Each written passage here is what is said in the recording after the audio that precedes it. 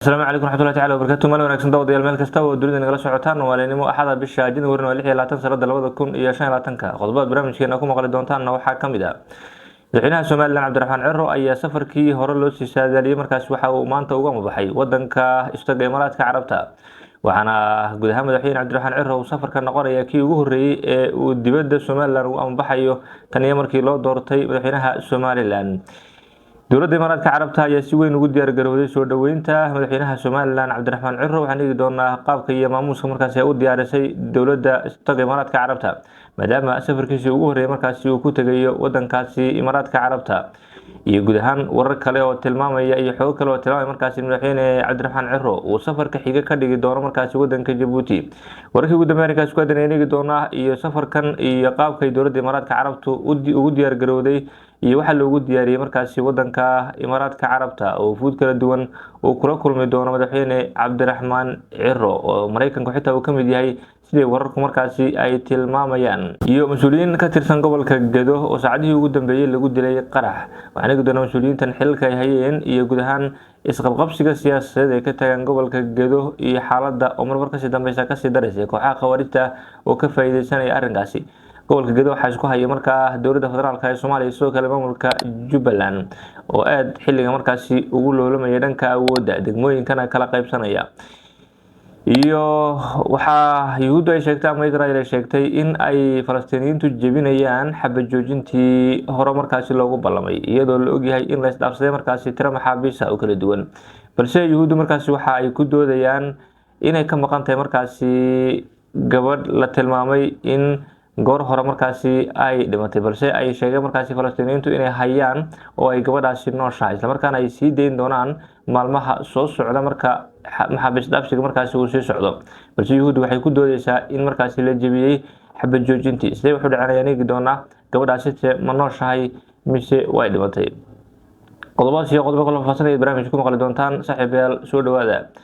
aan ku bilownay madaxweynaha Soomaaliland Cabdiraxmaan Ciro ayaa uga mabaxay safar wadanka Imaaraadka Carabta madaxweyne Cabdiraxmaan Ciro waa safarkiisii ugu horeeyay ee uu kaga tagay markaas Soomaaliland isla markaana uu ku gaadhayo dibadda Soomaaliland tan iyo markii la doortay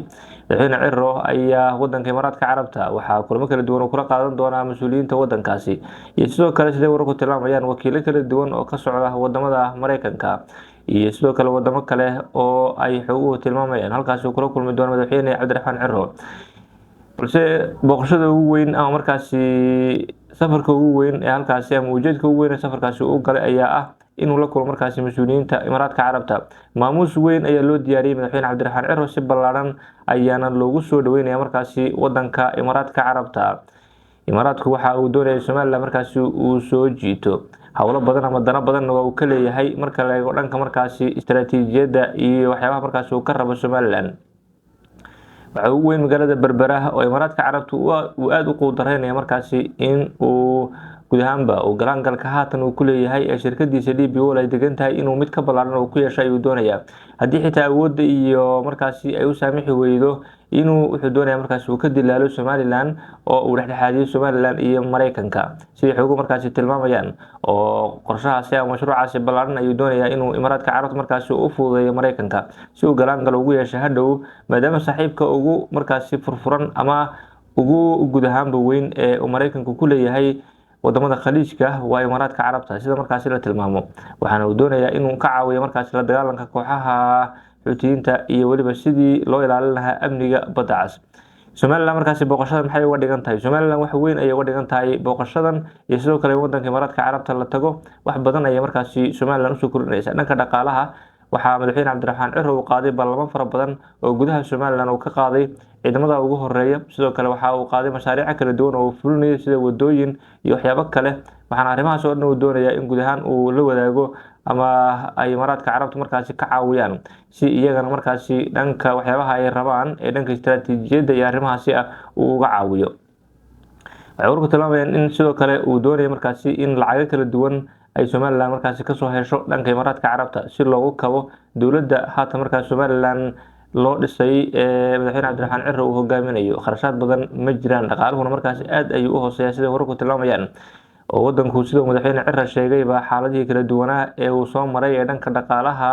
saameyn ballaaran ay ku yeesheen dagaaladii kala duwanaa iyo gubashooyinkii markaasi suuqaqii waaweynaa ee Somaliland. Khasnada dowladda Somaliland lacag badan oo lagu howlgalo looguma imaanin, taas ayaa keenaysa markaasi in madaxweyne Cirro uu sii diyaarsado markaa waxyaabaha uu doonaya dhanka dhaqaalaha inuu kala hadlayo Imaaraadka Carabta si ay uga caawiyaan dowladdiisa iyo in ay tallaabo qaado.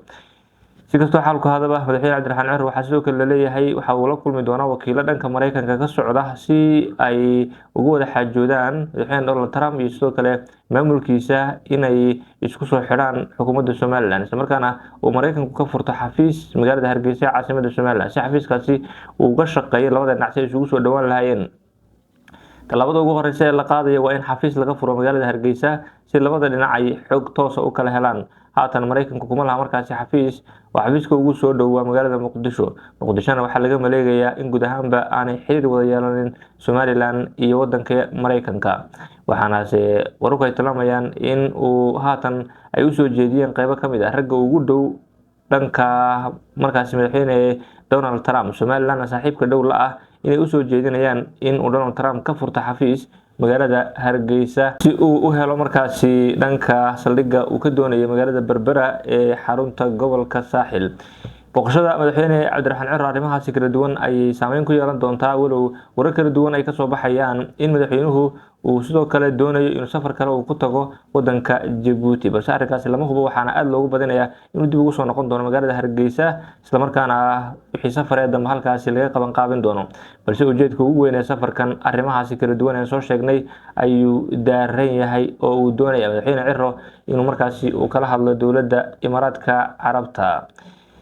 Dhinaca kale, haddii aan aadno dhanka gobolka Gedo oo xaalado kala duwan ay ka taagan yihiin, wararka naga soo gaadhaya gobolkaasi waxa ay sheegayaan in qarax lagu dilay gudoomiye ku-xigeenkii amniga iyo siyaasadda ee degmada Balad Xaawo, Cabdifataax Nuur Mataan, sida ay inoo xaqiijiyeen ilo wareedyo xilkasa. Cabdifataax Nuux Mataan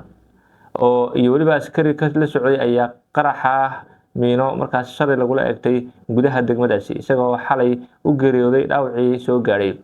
Sida markaasi aan ogaanay, dhaawaca soo gaadhay gudoomiye ku-xigeenka ayaa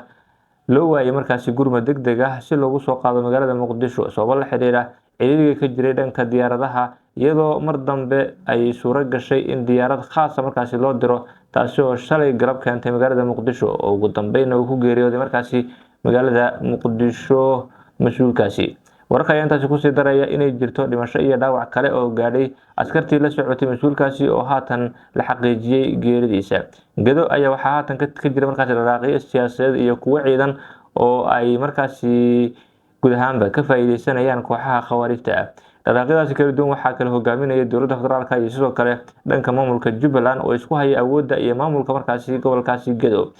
kooxihii markaasi khawaarijtan way ka faa'iideysanayaan, walow dowladda federaalka dhanka markaasi eedeymo ka imaanaya ay sheegayaan in guud ahaanba ay wada shaqeynayaan markaa Jubbaland iyo kooxaha khawaarijta oo ay guud ahaan marka arrinkaasi uu sidaasi ku dhacayo. Waa sida dowladda federaalka ee Soomaaliya ku doodeysay, balse xogaha markaas waxay tilmaamayaan in kooxahan ay ka dhex faa'iideysanayaan labada awoodood ee isku haya gobolkaasi Gedo. Magaalada Balad Xaawo, dowladda federaalka ee Soomaaliya ayaa marka haatan gacanta markaasi iyadu ku haysa oo magaaladaasi maamulkeedu waxa uu toos u hoostagayaa dhanka dowladda federaalka ee Soomaaliya. Magaalooyin dhowr ah ayayna sidaasi markaa dowladda Soomaaliya ay u qaadatay, halka Jubbaland markaa magaalooyin dhowr iyaguna ay hayaan oo dhanka magaalada Doolow ay ka mid tahay oo lagu dagaalamay dagaal aad u adag oo dad badan ay ku dhinteen oo ka dhacay si awooddaasi markaa ay u sii haystaan Jubbaland. Horey maleeshiyaadka kooxda